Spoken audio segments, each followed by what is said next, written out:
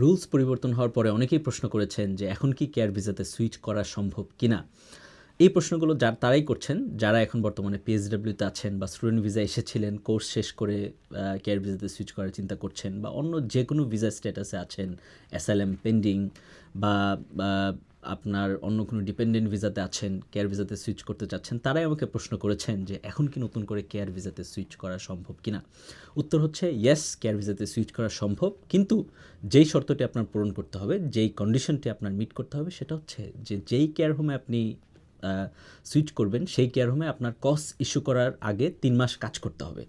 তার মানে আপনি যে 3 মাস যদি ওই কোম্পানিতে কাজ করেন, দেখাতে পারেন, তাহলে সিওএস ইস্যু করলে তাহলে কিন্তু আপনার ভিসা হওয়ার সম্ভাবনা থাকবে। এটা হচ্ছে প্রথম কথা। তার মানে আপনি সুইচ করতে পারবেন যদি আপনি এমন কোনো ভিসা স্ট্যাটাসে থাকেন যেটা সুইচ এলিজিবল, সুইচ করা অ্যালাউ করে, সেই ভিসা স্ট্যাটাস থেকে আপনি কেয়ার ভিসাতে সুইচ করতে পারবেন যদি 3 মাস আপনি ওই কোম্পানিতে আগে কাজ করেন।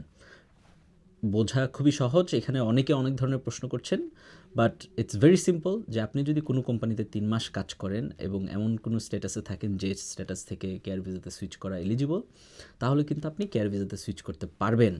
এখন আসে আরেকটা ইম্পর্টেন্ট ব্যাপারে, সেটা হচ্ছে যে আপনি যদি ধরেন এখন আপনি কেয়ার ওয়ার্কার হিসেবে কাজ করছেন, কেয়ার ওয়ার্কার বা সিনিয়র কেয়ার ওয়ার্কার বা কেয়ার সেক্টরে আপনি কাজ করছেন, আপনি আপনার কেয়ার হোম পরিবর্তন করতে চান, সেটাও আপনি পারবেন।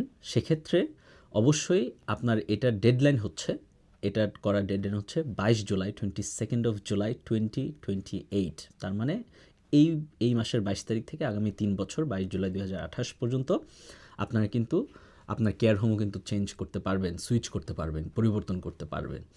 আরেকটি জিনিস আমি প্রসঙ্গতই বলে রাখা ভালো, সেটা হচ্ছে যে নতুন কোনো কেয়ার ওয়ার্কার কিন্তু ইউকেতে 22 জুলাইয়ের পরে আসতে পারবে না।